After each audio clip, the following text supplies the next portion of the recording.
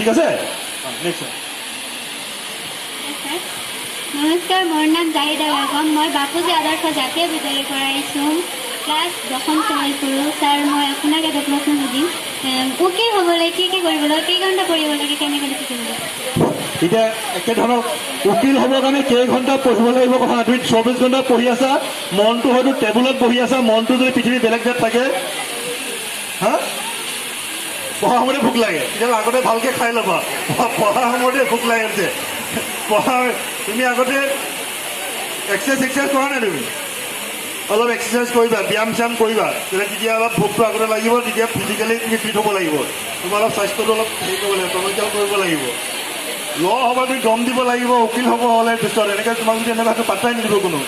বিৰোধী পক্ষই যেতিয়া ক'ব তুমি ভালকৈ জোৰ দি ক'ব লাগিব, নাই এইটো কেছ, এইটো হাতী নহয়, এইটো ঘোঁৰাহে হয়, বুজি পাইছা? তুমি অলপ ভালদৰে খোৱা মেলাটো কৰা, স্বাস্থ্যটো ভালে হ'লে তেতিয়া ভোকটো নালাগিব, তুমি আগতে ভালদৰে খোৱা মেলাটো কৰা। ল'টো হ'ল মই কৈছে এনি স্কিমৰ পৰা এই ডিগ্ৰী কৰি লোৱাৰ পিছত LLB টো কৰ্চটো কৰিলে ভাল হ'ব। ইণ্ডিকেটৰটো কৰিব পৰা, ডিগ্ৰীটো কৰি লোৱা।